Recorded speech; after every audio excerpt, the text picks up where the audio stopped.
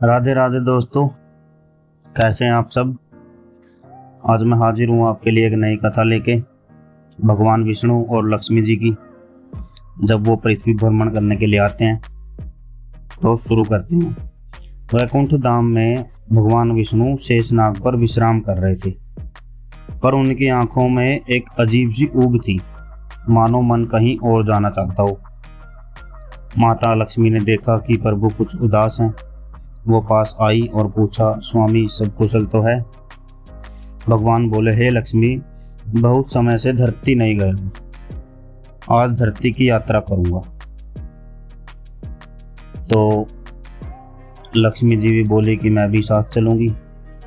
और विष्णु बोले कि चल सकते हो, पर तुम्हें एक वचन देना पड़ेगा। वो बोली, कौन सा वचन? कि तुम्हें धरती पे जाके उत्तर दिशा की ओर नहीं देखना। लक्ष्मी जी ने हामी भर ली। और धरती पर सुबह का समय था। हर तरफ हरियाली, फूलों की खुशबू, पंछियों की चहचहाट और शांत वातावरण। उत्तर दिशा में एक बगीचा था, सुंदर और दिव्य। लक्ष्मी जी एक फूल की तरफ आकर्षित हुई और बिना अनुमति उसे तोड़ लिया। तो भगवान विष्णु के पास आई तो भगवान विष्णु की आंखों में आंसू थे। और भगवान विष्णु ने माँ लक्ष्मी को कहा कि कभी भी किसी से बिना पूछे उसका कुछ भी नहीं लेना चाहिए।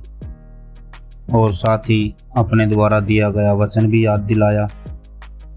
माँ लक्ष्मी को अपनी भूल का पता चला। उन्होंने भगवान विष्णु से इस भूल की माफ़ी मांगी। तो भगवान विष्णु ने कहा कि जो तुमने भूल की है उसकी सजा तो तुम्हें जरूर मिलेगी। जिस माली के खेत से तुम बिना पूछे फूल तोड़ा है, यह एक प्रकार की चोरी है। इसलिए अब तुम 3 साल तक माली के घर नौकर बनकर रहो। उसके बाद ही मैं तुमको वैकुंठ में वापस बुलाऊंगा। माँ लक्ष्मी ने चुपचाप सर झुकाकर हाँ कर दी। आजकल की लक्ष्मी थोड़ी थी। और माँ लक्ष्मी एक गरीब औरत का रूप धारण करके उस खेत के मालिक के घर गई। घर क्या, एक झोपड़ा था और मालिक का नाम माधव था। माधव की बीवी, 2 बेटे, 3 बेटियां थीं। सभी उस छोटे से खेत में काम करके किसी तरह से गुजारा करते थे। माँ लक्ष्मी जब एक साधारण और गरीब औरत बनकर माधव के झोपड़े पर गई तो माधव ने पूछा, बहन तुम कौन हो और इस समय तुम्हें क्या चाहिए? तब माँ लक्ष्मी ने कहा कि मैं एक गरीब औरत हूँ, मेरी देखभाल करने वाला कोई नहीं है। मैंने कई दिनों से कुछ खाया पिया भी नहीं है। मुझे कोई भी काम दे दो, साथ में मैं तुम्हारे घर का काम भी कर दिया करूँगी। बस मुझे अपने घर में एक कोने में आसरा दे दो। माधव बहुत अच्छे दिल का मालिक था। उसे दया आ गई, लेकिन उसने कहा, बहन मैं तो बहुत ही गरीब हूँ। मेरी कमाई से मेरे घर का खर्च मुश्किल से चलता है। लेकिन अगर मेरी 3 की जगह 4 बेटियां होती तो भी मैंने गुजारा करना था। अगर तुम मेरी बेटी बनकर जैसा रूखा सूखा हम खाते हैं उसमें खुश रह सकती हो तो बेटी अंदर आ जाओ। माधव ने माँ लक्ष्मी को अपने झोपड़े में शरण दे दी।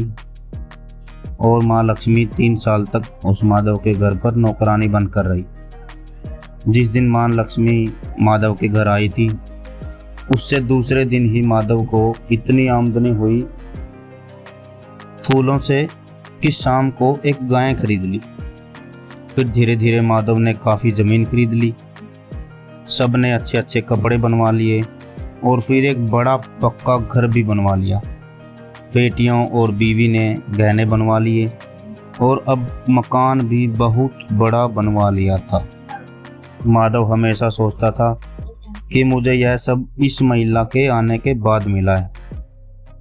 इसे बेटी के रूप में स्वीकार करना मेरी किस्मत थी। और अब 3 साल बीत गए थे, लेकिन माँ लक्ष्मी अब भी घर में और खेत में काम करती थी। एक दिन माधव जब अपने खेतों से काम खत्म करके घर आया तो उसने घर के सामने दीवार पर एक देवी स्वरूप गहनों से लदी एक औरत को देखा। ध्यान से देखकर पहचान गया, अरे ये तो मेरी मुंह बोली चौथी बेटी यानी वही औरत है। और पहचान गया कि यह तो माँ लक्ष्मी है। अब तक माधव का पूरा परिवार बाहर आ गया था और सब हैरान होकर माँ लक्ष्मी को देख रहे थे। माधव बोला, हे माँ, हमें माफ करना, हमने तेरे से अनजाने में ही घर और खेत का काम करवाया। यह कैसा अपराध हो गया माँ। हे माँ, हम सबको माफ कर दे। अब माँ लक्ष्मी मुस्कुराई और बोली, माधव, तुम बहुत ही अच्छे और दयालु व्यक्ति हो। तुमने मुझे अपनी बेटी की तरह रखा, अपने परिवार की सदस्य की तरह। इसके बदले मैं तुम्हें वरदान देती हूँ कि तुम्हारे पास कभी भी खुशियों की और धन की कमी नहीं रहेगी। तुम्हें सारे सुख मिलेंगे जिसके तुम हकदार हो। और फिर माँ अपने स्वामी के द्वारा भेजे रथ में बैठकर वैकुंठ चली गई। धन्यवाद। तो यह पौराणिक कथा आपको कैसी लगी ज़रूर बताएं। अगर पसंद आई हो तो लाइक करें, सब्सक्राइब करें और कमेंट में राधे राधे ज़रूर लिखें। राधे राधे।